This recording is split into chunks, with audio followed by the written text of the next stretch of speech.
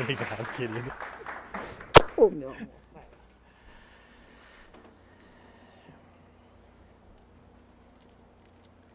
Boa tarde. Boa tarde. Tudo bem? É um imenso prazer estar aqui com vocês hoje.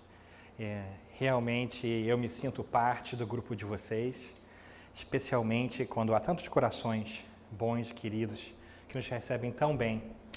E sinceramente também porque a cantina de vocês é muito boa. Mas Jesus conosco, hoje à noite. E a cantina também. Brincadeiras à parte, como a Dirce falou, eu acho que todos nós, de uma forma ou de outra, somos educadores. Então, talvez você seja mãe, pai, talvez você seja tio, avó, talvez você não tenha criança nenhuma em sua vida.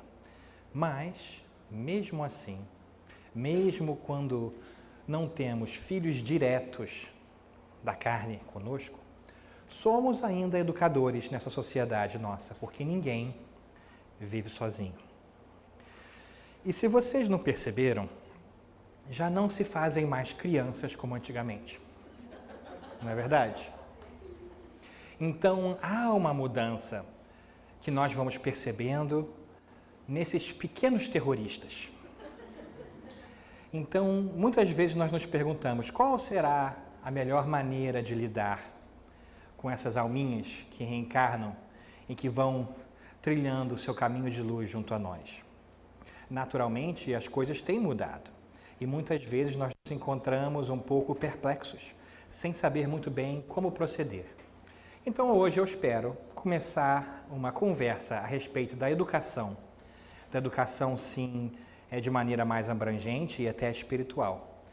E eu gostaria de dizer que a minha perspectiva ela é galgada em duas coisas. Primeiro, numa certa experiência profissional, onde eu trabalho com reforma da educação pública no estado da Califórnia. Eu não sou professor, eu trabalho nos sistemas de escola e educação. Eu trabalho com professores, com diretores de escolas, etc. e tal, para criar escolas que sejam adequadas a tipos diferentes de aprendizado, no intuito de revolucionarmos a maneira pela qual a educação pública se dá no nosso país, porque nós entendemos que a educação é fundamental para tudo que rege a nossa vida. E claro que o segundo aspecto, então, seria o aspecto espiritual, espírita em particular, que nós trazemos para o assunto e que muitas vezes nós não podemos tratar no âmbito escolar normal, porque há a separação, creio eu, muito boa, inclusive, entre igreja e Estado e escola. Porque, afinal de contas, se não houvesse, haveria possivelmente muita discussão a respeito de como ensinar as crianças de certa maneira, né, do ponto de vista religioso. Então, eu acho que isso é muito bom do ponto de vista cotidiano, né, mas para nós, dentro do meio espírita, há uma vantagem muito grande de entendermos o lado espiritual, porque eu creio que muda a nossa perspectiva em relação à educação como um todo. Vamos falar mais ou menos uns 40 minutinhos, vamos fazer uma pausa. Eu tenho a tendência a tagarelar bastante, então eu vou me conter, vou trabalhar no meu controle aqui pessoal. E eu gostaria muito que vocês ficassem, inclusive após a cantina, que é a verdadeira estrela da noite, para conversar, porque eu adoro perguntas e respostas. Eu acho que é um tema fascinante. Claro, eu sou muito inclinado a acreditar nisso, dado que trabalho com educação, mas eu acho que é um tema muito fascinante que podemos desdobrar em várias maneiras diferentes, não é verdade? Mas para começar, então, quando nós falamos de educando a nova geração, educar crianças, é sempre bom voltar um pouco atrás para ter um contexto histórico.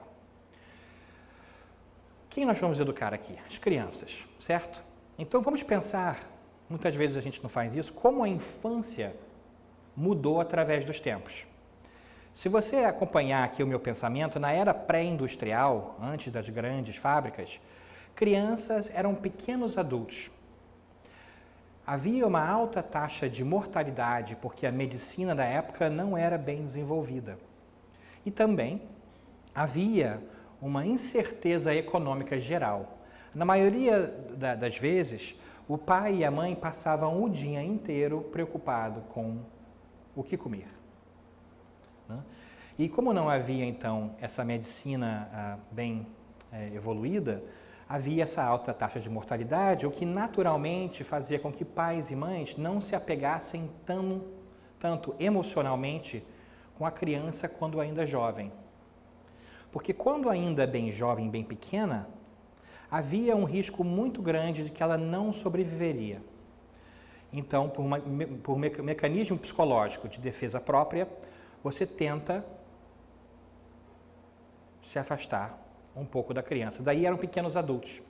Em algumas circunstâncias, a criança não recebia nome até vários meses depois do nascimento, para que não fosse personalizado aquela conexão. E era bem comum as mães realmente perderem vários filhos. Inclusive, era um ato muito corajoso, porque em vários momentos, a mãe também perecia durante o trabalho, né, natal. Graças a Deus, isso mudou com o passar do tempo, e a Revolução Industrial, quando nós conseguimos nos equilibrar como sociedade de maneira econômica, né, com fábricas e etc. e tal, ficamos tão eficientes nesse aspecto que nos foi possível passar mais tempo em casa. Nós começamos a ter mais tempo útil, porque não precisávamos trabalhar 14, 15 horas por dia para ter o que comer. Conseguíamos produzir as coisas e agora tínhamos tempo suficiente para podermos nos entreter e fazer outras coisas. O que nos levou, então, de certa forma, a criar famílias nucleares um pouco mais emocionais, um pouco mais juntas, um pouco mais ligadas. E isso se deu, em particular, porque as mães ficavam, então, mais em casa tratando das crianças. É claro, isso é uma perspectiva histórica também um pouco chauvinista, porque nós sabemos que o papel da mulher sempre foi relegado a segundo plano. Né? Mas não estamos aqui julgando essa deficiência social que nós temos como sociedade, mas simplesmente apontar que, então, que o elo com a mãe ficou maior. Né? E isso é o que nós nos acostumamos através dos tempos. Mas na época moderna, hoje, da família moderna, coisas curiosas vão acontecendo. As crianças agora, com as tecnologias modernas, estão expostas mais à sociedade, ainda em idade mais tenra. Ou seja, começam a conhecer o mundo, que é agora muito maior do que antes, muito mais cedo. Né? Além disso, nós vemos agora o regresso daquele problema social, daquela tendência social, onde a família nuclear foi, de certa forma, ameaçada, porque agora ambos os pais, muitas vezes, necessitam trabalhar para manter um padrão de vida específico, o que gera, de certa forma, o distanciamento emocional das crianças que também estão expostas a esse mundo maior através da internet, da tecnologia, etc. e tal, o que, de certa forma, encurta a infância. Aquele período que nós tínhamos, talvez assim, um pouco nubiloso, um pouco mais assim, fantástico de criança, né? De ser criança, já não existe tanto como na nossa época. E olha que nós não somos não tão velhos assim, né?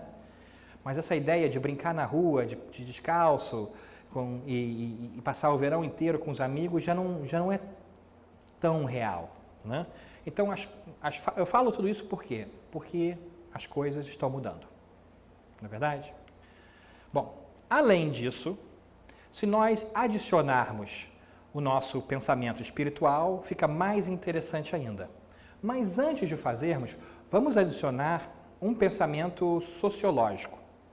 Porque para nós, aqui nesse país, além dessa mudança natural da história e da natureza da infância, há também um contexto social da imigração e da nova cultura. Não só estamos criando nossos filhos numa época diferente, mas também estamos o fazendo em uma cultura que é radicalmente, em alguns pontos, diferente daquela em que nós crescemos. Esse contexto de imigração já seria suficiente para suscitar algumas dificuldades naturais, mesmo que o resto também não estivesse se modificando. E olha que o resto continua a se modificar. Ou seja, o papel dos pais está muito difícil hoje em dia.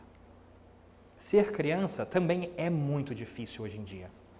Inclusive, várias pesquisas nos mostram, feitas com crianças até 14 anos de idade, que nunca, desde que essas pesquisas são feitas há décadas, as crianças se sentiram tão estressadas, tão cedo em suas vidas como hoje, devido a esses fatores todos, como a tecnologia que as expõe à internet e ao contato social, quando ainda não estão preparadas adequadamente para lidar com o outro.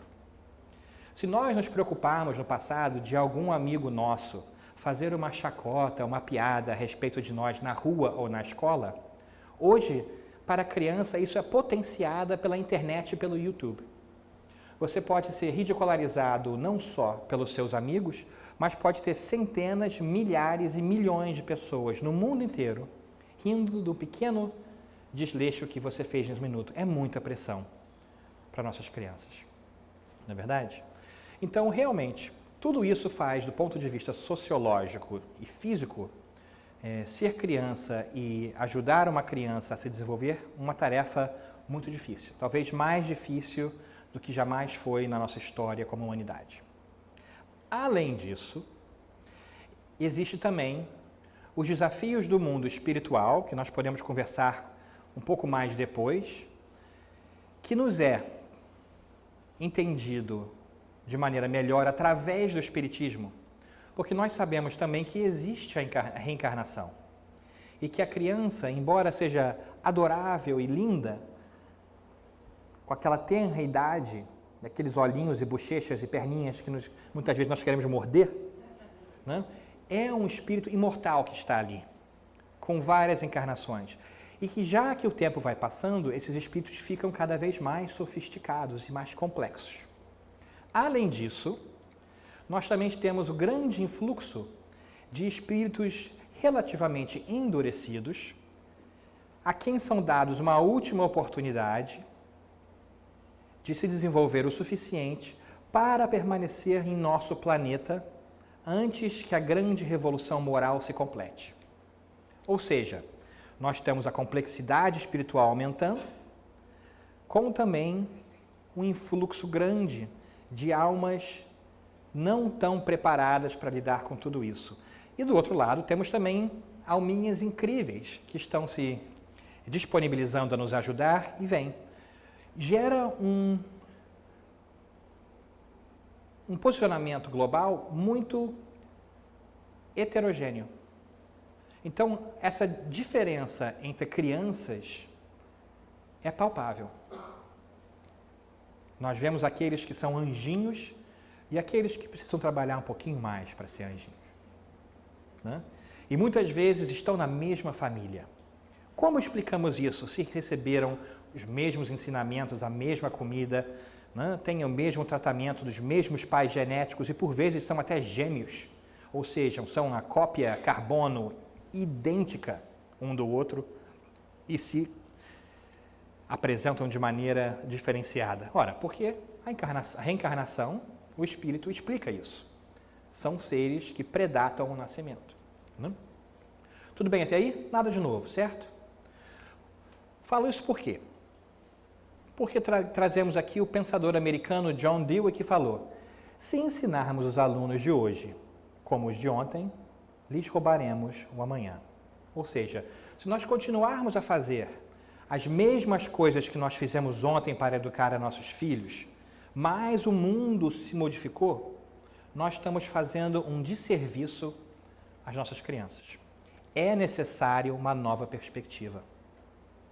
Vamos mergulhar um pouquinho mais a respeito disso? Olha só, vocês sabem o que é isso? O que é isso? A sala de aula. Nós já conhecemos, não é verdade? Todos nós tivemos essa experiência de sala de aula. É uma coisa que nos une a todos aqui. Independente do nosso padrão social e de que escolas nós fomos, nós tivemos essa experiência de escola. Nós vamos nos lembrar de cheiros, de cenas, né, de texturas. Tem uma carga emocional que vem com tudo isso. Vocês bateram o olho e vocês viram rapidamente que é uma classe, uma aula, não é verdade? Mas é uma sala de aula um pouco mais antiga. Vocês prestaram atenção? Está vendo as roupinhas? é do começo do século. Mas não é curioso que a sala de aula, desde os 1850, quando a educação pública realmente começou de maneira mais organizada, não tenha mudado? Se nós formos hoje num hospital e compararmos com o hospital de 1850, eu acho que nós vamos ver que ele é bem diferente. Se nós formos hoje numa empresa ou numa fábrica, e nós compararmos com uma fábrica ou uma empresa de 1850, ela será bem diferente. Infelizmente, as nossas escolas são quase que fundamentalmente idênticas. Porque como sociedade ainda nós não aprendemos a necessidade da mudança da maneira com que nós educamos os nossos filhos. Mas por que a educação se dava dessa forma, com um professor falando para uma turma toda? Ora, porque os trabalhos e a preparação da época pediam esse tipo de approach. Vamos ver? Olha só. Vocês sabem o que é isso aqui em cima? O que é isso aqui? Não, gente. Isso aqui é o precursor do Uber moderno. Né? Para o Uber de antigamente, né? Para o Uber de antigamente, cadê o nosso amigo? Não está nem lá, né? Você não precisava realmente ter muito conhecimento e pensamento idôneo e diferenciado. Você simplesmente necessitava seguir instruções e mais nada. Né? E para as donzelas também presentes aqui, as suas expectativas profissionais não eram muito amplas. Vocês aqui, por exemplo, podem ver o primeiro sistema telefônico do mundo. O que é até engraçado você comparar isso com o seu celular hoje em dia. Né? Você mostra isso para uma criança, ela nem sabe o que é isso. Eu estava contando uma história rapidinho. Estava andando com meu filho de 4 anos de idade no mall. Encontrei um daqueles telefones antigos, sabe? Na parede, assim, que você tirava assim, meio tipo patinhas, assim, das antigas, né? Assim, né? Alô? E aí eu virei para ele e falei, Davi, olha um telefone. Que legal. Aí ele olhou para mim assim. Nah. Aí é que me dei conta, claro que ele nunca vai reconhecer aquilo como telefone. Com 4 anos de idade, tudo que ele conhece de telefone é um telefone celular. Ele nunca viu, nem em casa, um telefone que não seja celular, telefone assim, moderno de parede. Ele nunca viu isso. Então a ideia de ver um telefone pendurado na parede, daquele tamanho, é uma coisa anacrônica para ele. Né? Não é interessante isso? E eu aqui, crente, que ia fazer uma graça mostrando para ele uma coisa legal, bonita do passado, e não tinha prestado atenção no fato de que ele nunca reconheceria aquilo como telefone. São outras gerações. Né? Mas aquela sala de aula era suficiente para ensinar e preparar os nossos alunos para esse tipo de vida. Se vocês prestarem atenção, na época industrial, por exemplo, qual era o trabalho mais corriqueiro que nós podíamos ter? Nós trabalhávamos aonde? Em fábricas. Como é que se dá o começo e o final de o término do dia da fábrica? Com um bom você bate ponto, mas como é que se bate ponto por quê? Porque você ouve o apito. Como é que você vai na sua escola? Como é que você sabe que o dia de aula começa? Você ouve um apito. Quando é que é a hora de trocar de aula? O que você ouve? Um apito. Por quê? Porque era para condicionar a criança desde cedo a aprender a lidar com a vida na fábrica. Agora, nós podemos entender que hoje, se eu fizer uma pequena pesquisa aqui, poucos de nós trabalhamos em fábricas. Não é verdade? Então, nós estamos preparando os nossos filhos para uma realidade que já é antiquada. As escolas do presente ou do futuro já não deveriam mais ser guiadas por esse tipo de comportamento, porque o que é necessário hoje para que uma criança, um ser pequeno, se adapte bem no plano de vista do plano profissional, nem espiritual, é a habilidade de se interagir com outros e resolver problemas. Tanto é que muitos de nós somos formados em algumas disciplinas na faculdade e não trabalhamos com isso. Não existe mais essa especialização assim. As pesquisas modernas nos mostram que nós vamos trocar de carreira, não de trabalho, não de emprego, mas de carreira, 4 ou 5 vezes durante a nossa vida. Embora, no passado, nós ficássemos 20, 30 anos em uma empresa só. São mundos completamente diferente. Então, o que é necessário para preparar as crianças de hoje para o amanhã, certamente não é igual ao que nos preparou para o hoje, ou preparou nossos pais para o ontem. Mas mudar é muito difícil. E sabe por quê? Por causa das crianças? Não. Por causa dos adultos. Os adultos é que são o problema na educação das crianças. Porque as crianças, elas já estão pedindo, essa geração nova já pede uma maneira diferente. Ela já não mais aceita autoridade. Antigamente tinha aquele olhar 43 meio de lado, já saindo e indo embora, lembra que a mãe dava? Olhava assim, você... Né? Não é verdade? Chamava até de senhor, né? Senhora, né? Hoje em dia você pode olhar para o menino ou para a menina assim. Não adianta. Né? Não tem como. Né? Então a gente não sabe como tratar disso porque a gente não aprendeu também. Não é verdade? Então a gente fala assim, vai tomar banho, meu filho? Não. Né?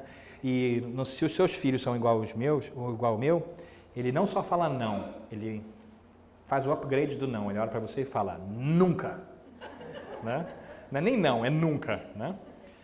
Mas então é um desafio à autoridade, que nós criamos ser importante, mas não existe mais a educação por autoridade.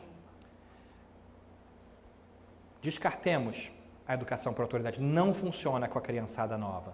E por uma boa razão. Porque a autoridade não é importante. O importante é racionalidade, sentido. O que vai ressoar com as crianças é, faz sentido? Você não pode mais impor, você tem que tratar com carinho e com cuidado. Isso vai criar uma mudança no nosso sistema educacional, a nossa perspectiva maior, que é muito difícil. Porque se no passado o modelo de educação era esse que vocês estão vendo, uma pessoa aqui, né, falando para os outros lá. No futuro, as escolas vão começar a se modificar. E não será mais o professor falando para as crianças, mas será sim o professor do lado, auxiliando, como se fosse um treinador para as crianças. O problema é que nós não conseguimos ainda, do ponto de vista educacional, achar maneiras de fazer isso com as verbas que nós temos. Porque uma aula com 40 alunos, você não pode passar todo o tempo trabalhando com um só. Não é verdade? Então é por isso que, economicamente, esse sistema se deu. Porque era necessário que um professor falasse para 30, 40 alunos, e quando você fala para 30, 40 pessoas, você não pode adequar a sua fala para todos. Você fala para o meio. Se você falar muito complicadamente, você perde aqueles que estão ainda recalcitrantes. Se você fala de maneira muito básica, você aliena aqueles que estão mais avançados. Então, o professor fala para o meio e espera que funcione. Mas há boas notícias. Várias escolas públicas, inclusive, já estão mudando isso. Quando nós olhamos a classe de aula, hoje em dia, a turma, ela não é mais cadeiras viradas para frente. Já existem mesas de colaboração, existem bolas de yoga para aquela criançada que não consegue ficar quieto. Porque disciplina física não quer dizer que há uma disciplina mental. Porque a criança está se mexendo e não consegue ficar quieta, não quer dizer que ela não está prestando atenção. Mas para a gente, por alguma razão, nós ainda achamos que se alguém se levantar e sair no meio da nossa aula, nossa palestra, tem um desrespeito, alguma coisa assim. Não é. Não é. São necessidades diferentes que nós vamos aprendendo com o passar do tempo e vamos adequando o nosso estilo de educação. Podemos falar disso mais tarde também, certo? Mas é muito interessante que esse modelo, então, vai mudar a educação na escola individual, pública, de maneira muito grande, porque vai começar a se inverter as coisas. Se no passado nós íamos para a escola e o professor nos dava todo o conhecimento, e nós íamos para casa e fazíamos dever, no futuro, nós vamos pegar o conhecimento em casa, lendo ou vendo vídeos, como se faz em muitas universidades, e iremos para a sala de aula para debater com o professor a respeito do que lemos, para desenvolver as habilidades necessárias para a vida moderna, que é senso crítico, habilidade de se relacionar um com o outro, resolver problemas. Né? O poeta irlandês, William Butler Yeats, fala uma frase muito linda. Ele fala que a educação não é o encher de um balde, mas é um acender de uma fogueira.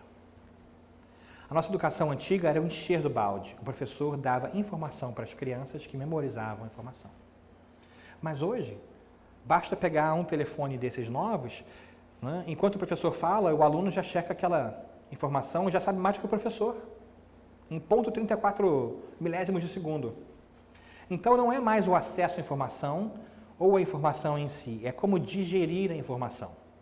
É como aceitar ou não a qualidade daquela informação, que é, por sinal, um dos grandes problemas da nossa sociedade moderna. As pessoas não sabem diferenciar a informação boa da informação ruim. A gente vê o noticiário da televisão, a gente lê o jornal e aceita como se fosse verdade absoluta, não sabendo que muitas vezes há uma falta de conhecimento ou uma postura tendenciosa daquele que escreveu.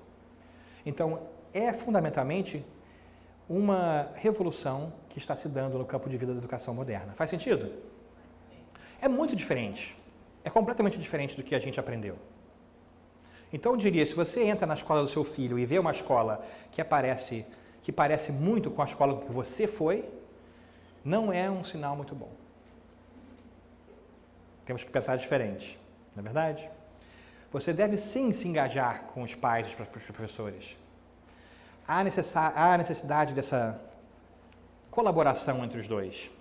Porque muitas vezes no passado, nós mandávamos nosso filho para a escola e esperávamos que tudo se resolvesse.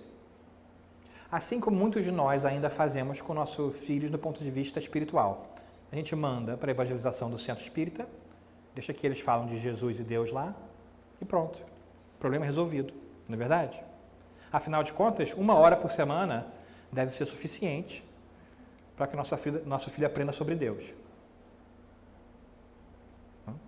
Então, é importante que os pais reconheçam, piadas à parte, de que o pai e a família são os primeiros educadores na vida de um filho. Que a escola ou o centro espírita são extra. É claro, é muito importante, mas cabe aos pais e aos agregados, aos tios, avós, papagaios, a colaborarem na educação da criança. É muito difícil isso, porque dá trabalho. Não é verdade? Ok. Então, chegamos justamente a esse ponto principal, essa ideia de que educação não é instrução. O que nós muitas vezes tratamos como educação, na verdade, é instrução. Nós temos a tendência de acreditar que instrução intelectual é tudo o que necessitamos. Mas o que nós precisamos é de educação, de um sentido mais abrangente e completo. E o que é educação? Ora, vamos pegar a palavra educação, que vem do grego ex ducere. Se a gente for entender o ex ducere de uma maneira mais profunda, a gente vai ver que o ex todo mundo conhece, todo mundo aqui tem ex. E todo ex a gente quer o quê? Botar para fora. Né? Então, ex é fora, certo? E ducere é conduzir, é levar. Olha que interessante. Então, educação é conduzir para fora. Não é interessante isso? Então, tem um dentro e tem um fora. Então, na educação, necessariamente tem o indivíduo e tem o social. Ninguém aprende sozinho. Né? E se a gente está conduzindo para fora, quer dizer que o potencial já existe dentro de nós. O que se alinha perfeitamente com o nosso conhecimento espírita. Quando a pergunta 621 do Livro dos Espíritas nos lembra que está escrito na consciência todas as leis que nós necessitamos saber. Certo? Então, esse potencial já existe dentro do aluno, seja ele qual for. E conduzir não quer dizer forçar. Você não pode forçar uma pessoa a aprender. Não vai dar certo. Assim como nossos alunos hoje não obedecem mais à autoridade.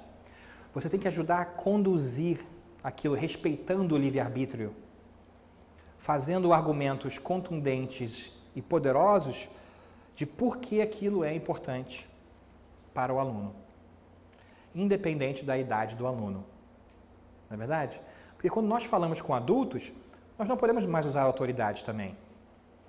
Então, quando a gente trata com as crianças, na verdade, a gente está tratando com adultos, com pequenininhos. Então, nós temos que aprender a navegar esse processo de trazer de dentro para fora. Então, de certa forma, o aprendizado se dá quando vem de dentro e sai para o mundo exterior. Vou repetir, que é importante. Aprendizado se dá quando vem de dentro e sai para o mundo exterior. Faz sentido? Instrução não é educação. Instrução é pôr. Educação é tirar. Fundamentalmente diferente. Não é verdade? Ora, Daniel, tudo muito bom, mas o que isso significa? Ora, significa que os desafios da educação moderna, seja ela educação tradicional ou espiritual, são representados de duas maneiras. Primeiro, a necessidade de individualização. Nós precisamos adequar o ensino às necessidades do aluno, porque todo aluno é diferente. Olha como difícil isso é. Certo? E a segunda é que nós precisamos ensinar as crianças de todos os tamanhos e idades que nós conhecemos, principalmente os maridos, que são crianças maiores, da importância da colaboração e da resolução de conflitos. Porque nenhum de nós, ou poucos de nós, receberam algum tipo de instrução em como resolver pepino emocional. Quando você foi para a escola, a sua professora ou professor, alguém te ensinou a como resolver problema emocional com um coleguinha? Não. Né? Inclusive, o que nós falamos muitas vezes para nossas crianças que vão para a escola quando tem um problema? Fala com a professora. Isso não é resolução. Isso é mediação. Talvez uma das piores coisas que nós podemos fazer com nossas crianças, porque nós estamos ensinando as crianças a não lidarem com o problema, procurarem uma outra pessoa para resolver o problema para eles. Quando crescer e a pessoa estiver trabalhando no ambiente de trabalho, tiver um problema com outro ser humano, o que ele vai fazer? Vai ligar para a professora? Vai chamar o chefe? Chefe, fulano não gosta de mim. O que o chefe vai fazer? Se vira. Você está maluco, né? Qual seria a postura mais correta, então, para um professor? E o que se faz isso hoje em dia, muitas vezes? Todos nós somos professores. Quando alguém vem com um problema, você pergunta, que ótimo. Já falou com fulano? Vamos lá, então. Aí você leva o Joãozinho, vai com a Marinha, vem o Joãozinho chorando, mas a Maria me bateu. Né? Vamos lá, Joãozinho, vamos falar com a Maria. Maria, você ajoelha, fala com ela, né? Maria, o Joãozinho quer falar com você. Joãozinho, o que você gostaria de falar para Maria? Maria, você me bateu. E Joãozinho, o que houve? Doeu muito? Doeu muito. Né? Tá. Aí você vira para Maria e fala, Maria, o que você acha? Você gostaria que as pessoas batessem em você e doesse? Não. Então, Joãozinho, você tem algum pedido para fazer para Maria? Por favor, não me bate mais, porque dói. Aí a Maria, ok. Aí 5 minutos depois, as crianças estão brincando juntos de novo. Os adultos fazem isso? Não, a gente fica falando mal por as costas da pessoa, né? Você acredita no que ela fez? Você acredita? Tem coragem disso? Já viu aqueles casos assim, fulano entrou e nem falou comigo? Aposto que estava no centro espírita, estava lá, cheguei mais cedo, entrou fulana, nem olhou para mim. Aquela desgraçada, se sente melhor que os outros. Né? Aí fica assim, remoendo aquela coisa depois, né? Fica remoendo assim, né? E você, falou com fulana? E se fulana não tivesse visto alguma coisa? Tivesse preocupada com o pai que está no hospital aquele dia? A gente não considera essas coisas, né? Porque a gente fica criando minhoca. Porque a gente não sabe como lidar disso. E muitas vezes essa parte emocional a gente culpa os nossos pais.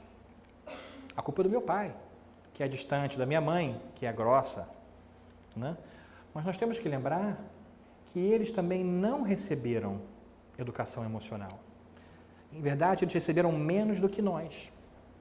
Então, para eles foi mais difícil ainda saber lidar com os sentimentos. Então, nós não podemos culpar o nosso pai e nossa mãe. Até porque nós temos uma família que é perfeita para o nosso desenvolvimento, porque Deus existe.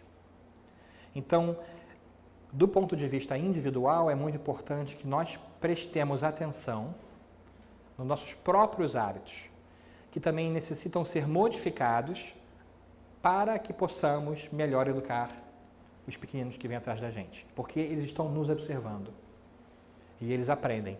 Da mesma forma que nós aprendemos a lidar com problemas emocionais, observando nosso pai e nossa mãe.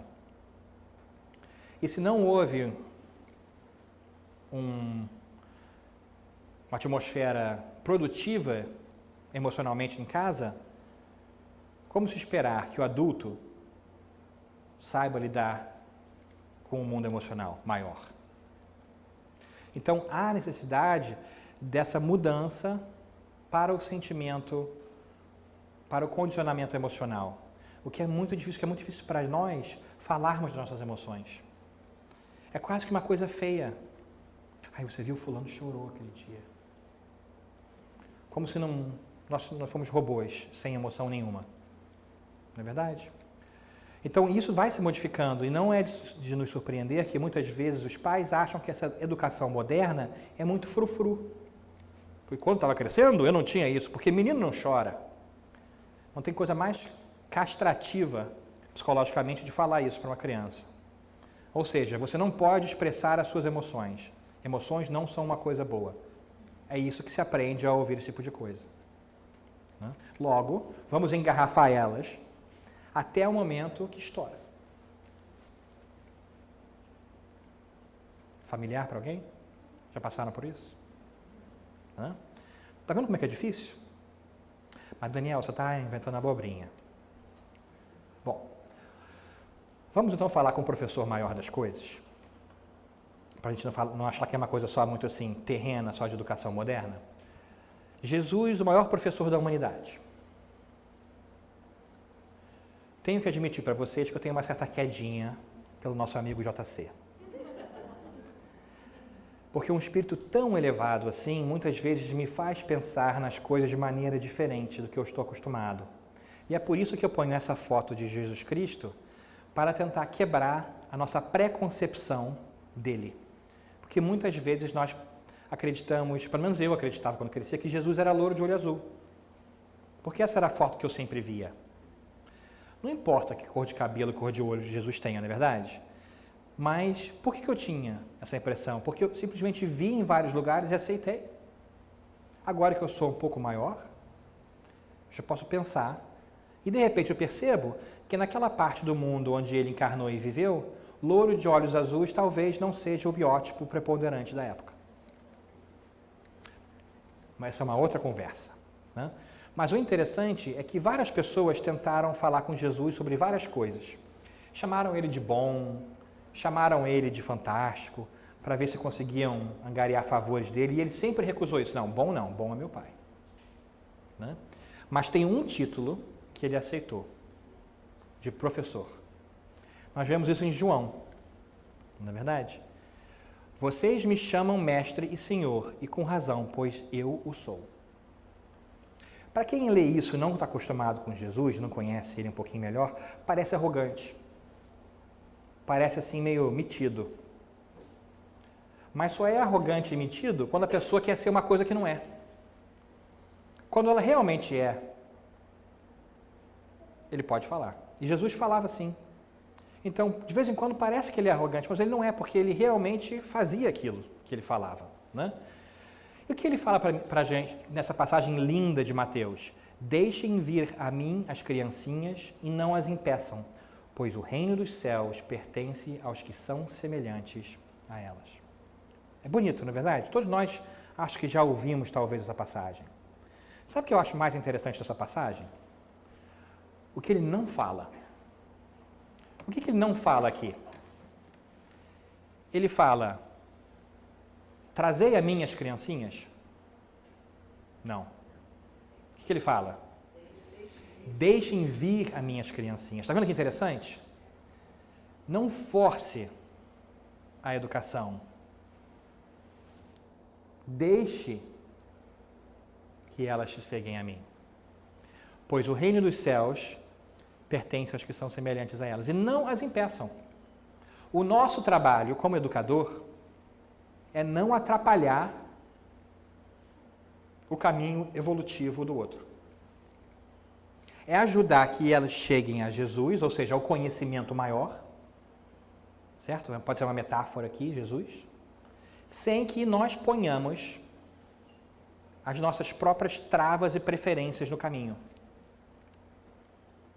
Sem que nós inculquemos as nossas ideias e preconceitos na criança. Porque educação é o quê? Tirar de dentro para fora. O reino dos céus pertence aos que são semelhantes a elas, ou seja, todo o futuro e evolução espiritual pertence àqueles que estão procurando se educar, procurando tirar de dentro para fora. Se a gente proíbe uma pessoa de tirar de dentro para fora, nós estamos proibindo, ou pelo menos prejudicando, o seu desenvolvimento intelectual, sociológico, emocional e, principalmente, espiritual. É difícil isso, gente, porque a nossa tendência é de querer que os outros façam aquilo que a gente quer. Eu não sei se vocês sabem, mas o problema do mundo são vocês. Porque eu estou bem, não é verdade? Todo mundo quer mudança, quer que os outros mudem. Né? O problema são os outros. Né? Se vocês mudarem, resolverem as coisas aí, o mundo será muito melhor para mim. Né? Mas não vejo ninguém falando assim, olha, eu preciso realmente trabalhar em mim hoje, porque eu fiz uma coisa que não estava tão legal. Não, a culpa é do outro. Né? Então Jesus já nos falava disso. E muitas vezes ele nos fala por não falar. É lindo. Ou seja, quando as crianças vierem a nós, o que nós queremos que elas realmente saibam? Se nós fôssemos simplificar tudo, o que a gente gostaria que nossos filhos e os filhos dos outros aprendessem? Duas coisas. Quais seriam uma ou duas coisas que você gostaria que as crianças aprendessem hoje?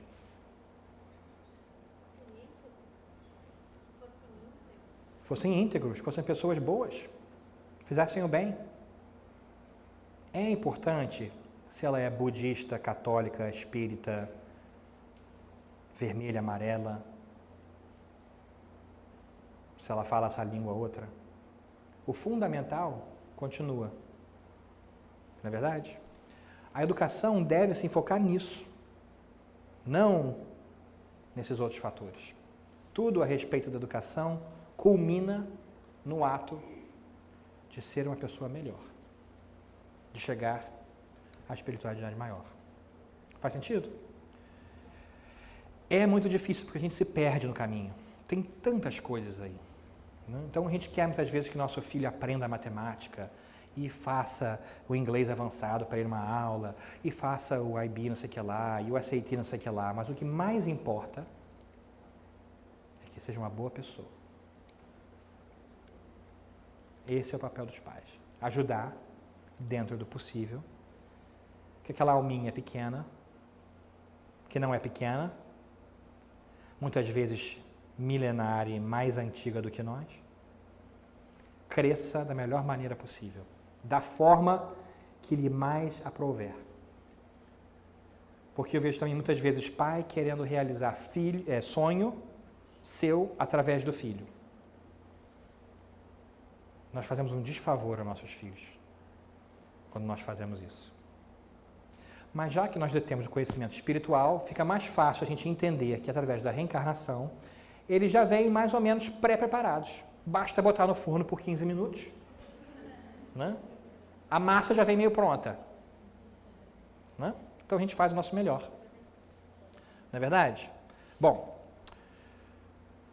nós podemos continuar um pouquinho mais, mas vamos fazer nossa pausa aqui e depois a gente faz mais uns 5 ou 10 minutinhos de bate-papo e perguntas e respostas, pode ser? Porque afinal de contas, Jesus também falou, nem só de pão vive um homem. E a cantina nos chama. Então até breve, amigos.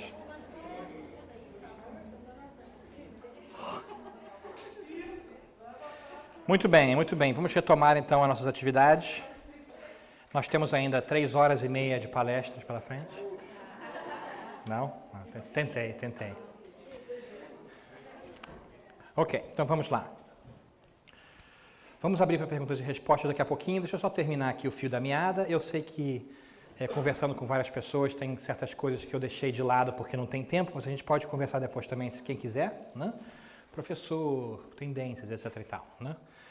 Mas nós falávamos de Jesus como o maior professor da humanidade.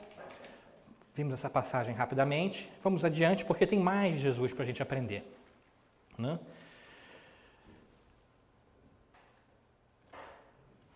O maior professor da humanidade. O que era importante? O que é importante? Qual é aquela coisa fundamental que nós conversávamos? O que os alunos, as crianças, os seres humanos precisam aprender? Né? Ser bom, ser íntegro, fazer o bem. Né?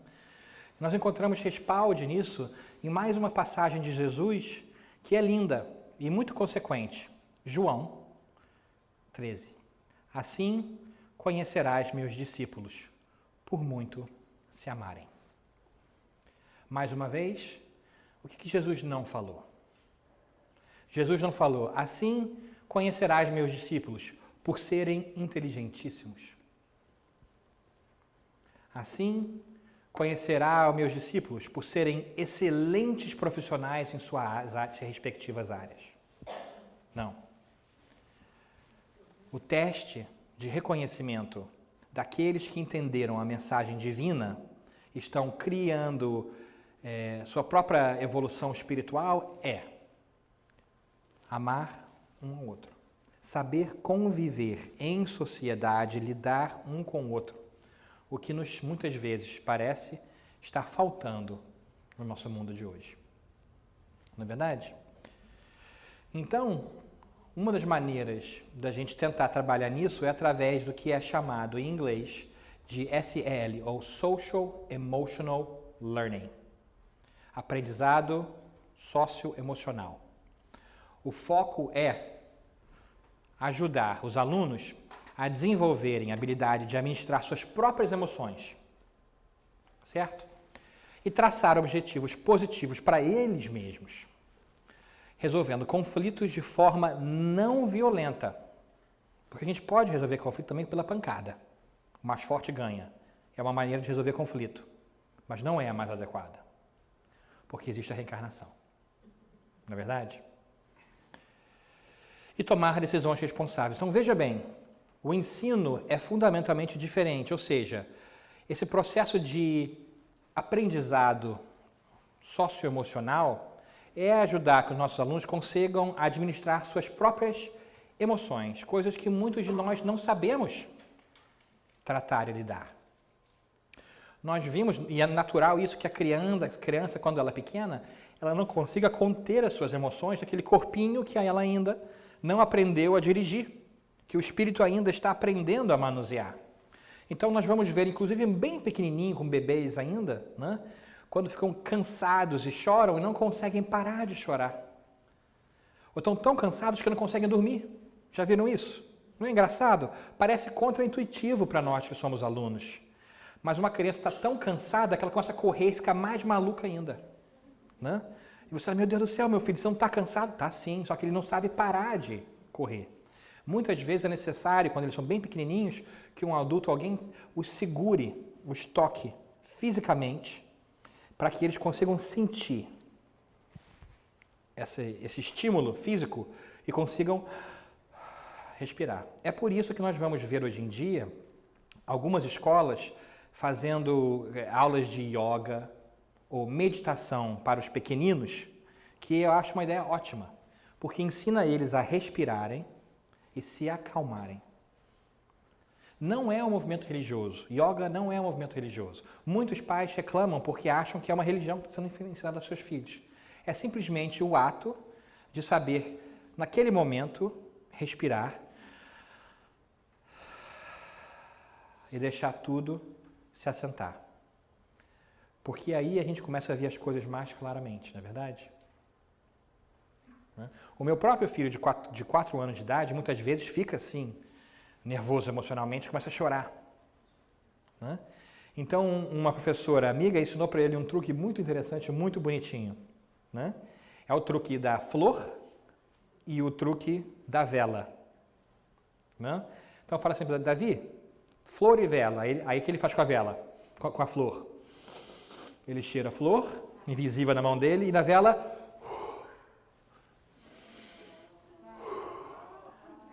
Dez segundos depois, não barato. É tão bonitinho ver aquele sujeitinho de 4 anos de idade, né? Imaginar. Mas funciona porque consegue se regular. Sabe? A gente chama de autorregulação. Quando você consegue regular suas próprias emoções, se acalmar. E se você prestar atenção, tem muito adulto por aí que poderia se beneficiar da flor e da vela. Né? Porque emocionalmente a coisa começa a subir e não tem onde parar. Não é verdade? Então, ensinar as crianças a regularem o seu comportamento emocional é de extrema importância, ainda mais pequeno, porque quanto menor, mais fácil assimila. Certo? Mas, além disso, precisa também aprender a traçar objetivos para si mesmo. Interessante, né? Porque na escola, muitas vezes, a nossa experiência é de que a escola vai nos dizer o que nós devemos fazer. E é verdade, acontece. Só que o aluno precisa participar do seu aprendizado.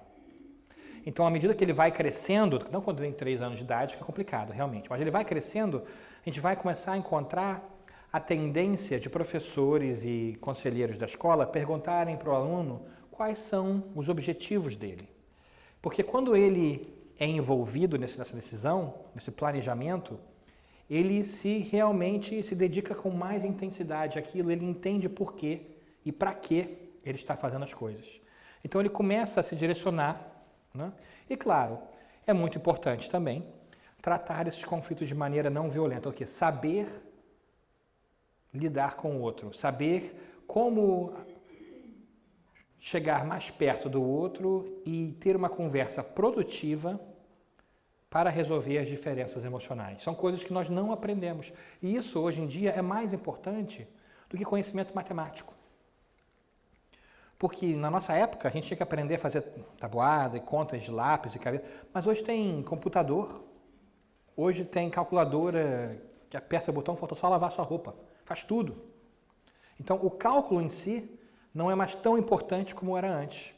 É preciso entender como as coisas funcionam, não necessariamente fazê-las todas. Então é natural que a gente veja isso hoje na sala de aula mudando com o passar do tempo. Essa ênfase maior aos sentimentos e à regulação própria e à resolução de conflitos. E quando isso se dá, as pesquisas modernas já mostram que há uma redução de violência e agressividade entre as crianças. Ou seja, os problemas disciplinares começam a decair. E quando isso acontece, o desempenho acadêmico sobe. Faz sentido, porque pense comigo, aquela pirâmide de Maslow que a gente aprende muitas vezes na psicologia. Se você não tem o básico necessário, se você não tem comida, você não está preocupado em o que você vai aprender na escola. Certo? Você não tem comida. Mas uma vez que você tem comida, você tem um teto sobre o seu lar, você está mais preocupado, ainda mais nessa idade, o que os seus amigos vão pensar de você. Você é bem aceito. Você é bem quisto. Se você não for bem aceito ou achar que não é, não adianta ser o melhor professor do mundo querendo explicar para você como fazer uma fórmula quadrática, uma equação quadrática. Você não vai prestar atenção porque aquilo não é importante para você. Certo? Então, a ênfase em criar um clima saudável tem que ter prioridade, ainda mais para os pequeninos, do que criar um currículo intelectual. É importante que a criança, o ser humano, goste de ir para a escola. Porque se ele não gostar de ir para a escola, quando ele tiver uma escolha, ele não mais irá para a escola. Então é importante que a criança desenvolva esse apego ao aprender, que seja divertido, que seja brincadeira, sim, claro, mas que seja brincadeira saudável. Porque se esse é o caso, ainda mais, por exemplo, em nossos centros espíritas, quando a criança chega aos 12, 13 anos de idade, ela vai querer voltar para o centro espírita. Porque eu vejo muito centro espírita falando, olha, a nossa evangelização infantil é ótima, até os 12 anos de idade. Aí as crianças desaparecem. Ora, elas desaparecem porque até os 12 ou 13 anos de idade o pai forçava ir para o centro. E ela ia. Mas a vir adolescente, tem tantas outras coisas, o pai não consegue mais forçar tanto assim. Aí chega 14, 15 anos de idade, desaparece. Chega 16, 17, não volta mais. Não que seja importante que todas as crianças voltem para o centro espírita. Nossa preocupação não é numérica, certo? Mas em termos educacionais, a gente quer que as crianças e o ser humano gostem de aprender. Porque se você não gostar, quando você tiver uma opção, você não aprenderá. Você vai fazer outra coisa. Quem é que gosta de fazer o que não gosta? Né? É obrigação, é trabalho, não é lazer ou prazer, não é verdade? E essa construção de relacionamentos que se dá nesses âmbitos é muito importante, porque cria o vínculo emocional e familiar que auxilia o crescimento da criança e a sua vida pós-escola. Cria essa malha emocional de apoio e suporte para a criança entender que ela não está sozinha, que ela não precisa se desesperar, que ela é muito bem querida, ela é muito bem amada. E isso vai ao encontro do que Jesus falou. Não é interessante isso? É o amai-vos uns aos outros. Então nós temos uma responsabilidade uns com os outros também. A gente sempre quer o que é melhor para nós, mas a gente esquece que nós temos que dar alguma coisa. Nós também temos a responsabilidade de viver em sociedade. Né? Ou seja, é importante que toda criança seja vista, conhecida e apreciada. Ou seja, que ela seja vista, que a gente conheça ela, quais são os hábitos dela, o que ela gosta de fazer ou não gosta de fazer, e que a gente lembre a ela que a gente gosta dela. Porque geralmente elas não se importam com quanto você sabe, até saberem quanto você se importa. Você pode trazer o maior especialista em energia termonuclear do mundo, o maior cientista. Você pode trazer o Stephen Hawking aqui, se ele tivesse encarnado ainda. Se a criança não conhecer ele, não vai achar interessante. Não vai ouvir. Mas se você traz um tio ou uma tia legal, que a criança sabe que gosta dela e trata com carinho, ela ouve. E esse é o caminho de conversar com as nossas crianças. Não é pelo intelecto, é pela afeição. Porque se elas aprenderem uma coisa no centro espírita, eu diria que a mais importante é saber que Deus as ama. O resto é detalhe. Não? Então, visto, conhecido e apreciado. A gente também pode falar isso na sua própria vida, na sua própria vida. As pessoas que estão ao nosso redor, a gente as vê, a gente as conhece, a gente as aprecia. De repente a gente aprecia, mas não fala, porque emocionalmente não fomos ensinados mais uma vez a falar. Aí fica até estranho, né? Fulano, você sabia que eu gosto muito de você? O que você quer?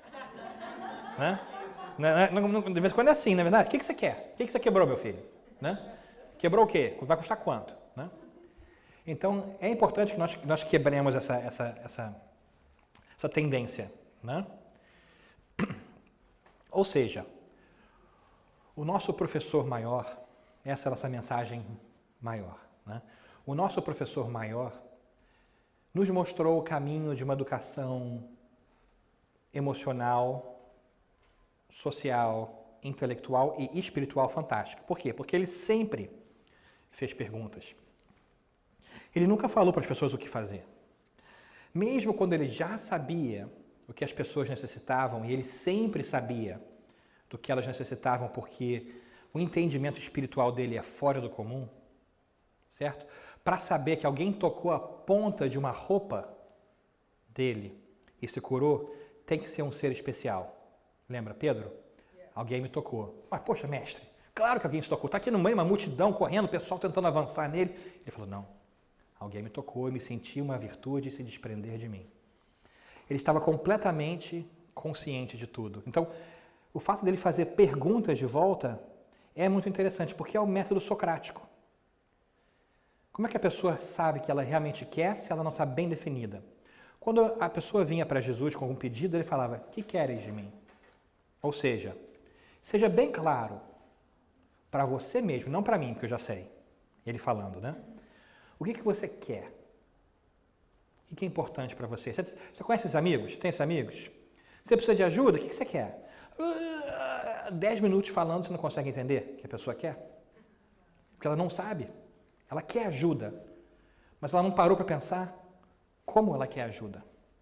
Eu vejo isso muito com crianças. As crianças estão chorando de vez em quando na escola. Eu vou visitar a escola de vez em quando, né? Aí estão chorando, assim, aí eu vejo uns educadores incríveis que se ajoelham para ficar no mesmo nível da criança, para não intimidar psicologicamente a criança, olho a olho, né? E aí vem uma criança chorando porque caiu, cortou o dedo, alguma coisa assim, aquele descontrole emocional, porque não consegue se regular. Aí eu vejo o professor com ternura falando assim, o que você precisa? Aí a criança para e fala, eu tô com meu dedo doendo, eu preciso de um band-aid. Aí ela fala, um band-aid, ok. Aí eles põem um band-aid e a criança para de chorar. Porque a gente ensinou o quê? A gente ensinou a criança a pensar no que ela precisa para resolver aquele problema. A nossa tendência natural é o quê? Coitadinha, vem cá e dá um abraço, né? Joãozinho bateu em você? Bateu. Aí fica aquela coisa toda assim, né? Ou então, deixa eu te dar um sorvete para você se sentir melhor. Vó faz isso. Vó é uma tristeza. Não precisa se justificar, não precisa falar não precisa se defender, não é acusação, né?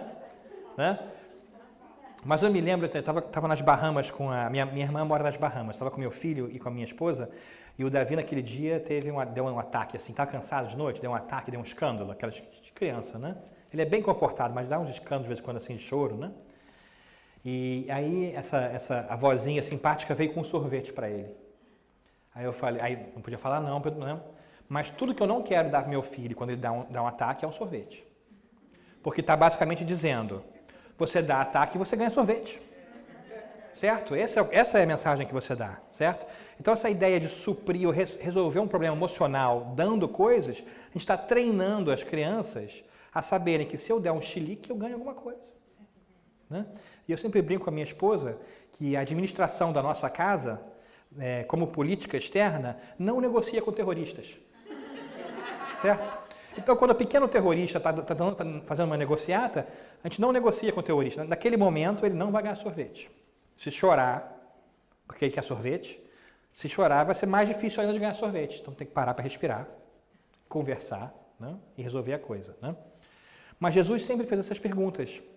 E ele sempre falou para as pessoas no nível de entendimento delas. Tem que se pôr ao pé do outro para entender de onde ele vem, para poder chegar a ele. Kardec nos falou isso. É necessário ir do conhecido para o desconhecido, porque Kardec era um excelente pedagogo. Ele sabia ensinar. A gente vê isso pelo formato do Livro dos Espíritos, por tudo isso. Ele sabia como chegar às coisas vagarosamente. Ou seja, é importante que a gente entenda da onde a pessoa vem, que ela seja vista e conhecida, para poder levar ela para um outro local. Certo?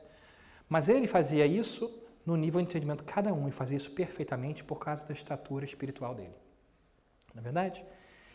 E ele sempre serviu e ensinou a todos, até aqueles que não podiam ver ou ouvir.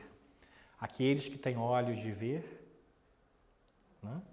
Ou seja, mesmo sabendo que a pessoa não entenderia naquele dado momento, mesmo assim, ele as ensinou. Esteve com todos. Esteve com os coletores de impostos, que não eram benquistas na época. Esteve com os pescadores.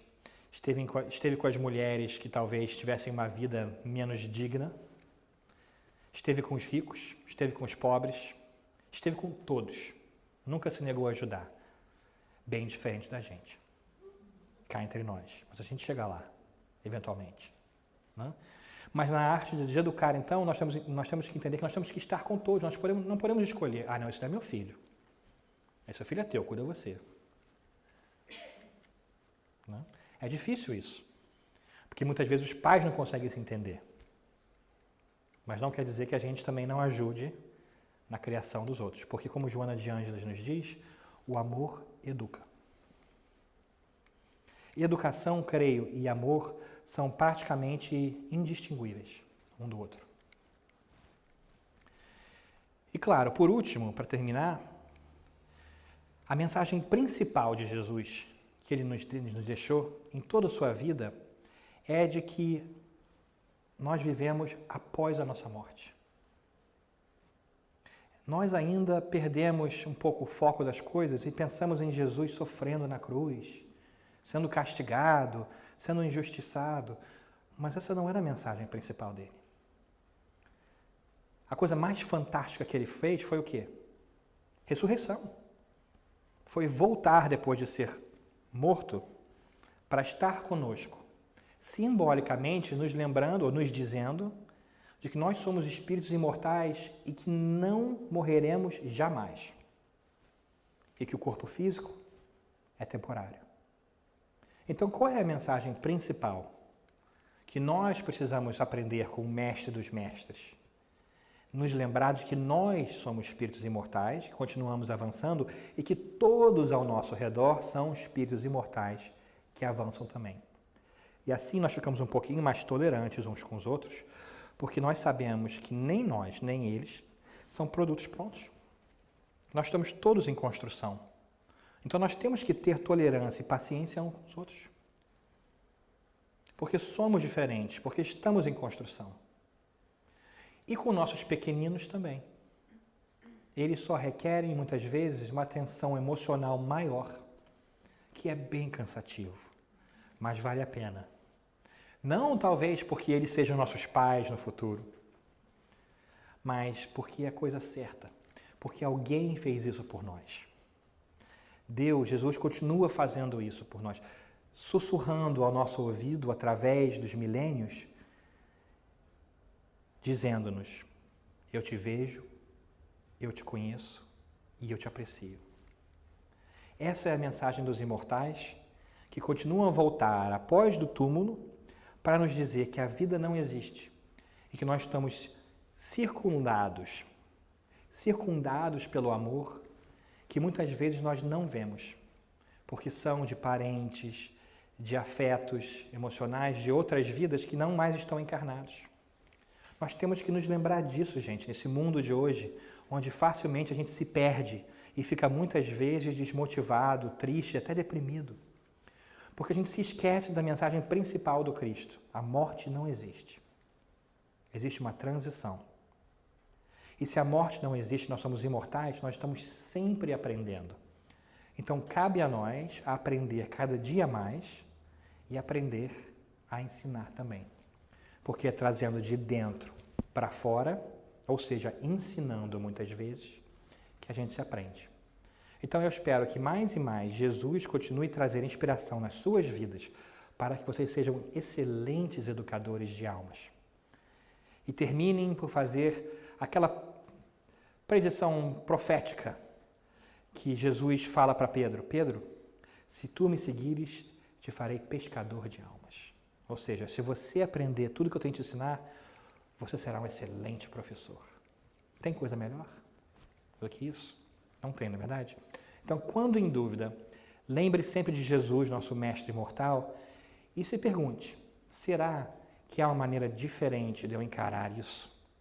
Será que eu posso ajudar a educar os pequeninos de todos os tamanhos de maneira mais tolerante, com vista do espírito imortal? Essa, eu acho, é o grande desafio que continua para todos nós. Faz sentido? Ok. Excelente. Eu vou parar de tagarelar, então. E vamos, então, abrir, de repente, para perguntas e respostas. Se alguém tem alguma pergunta, alguma resposta. Porque eu posso fazer muitas perguntas para vocês, espero que vocês tenham respostas. Que tal? Não?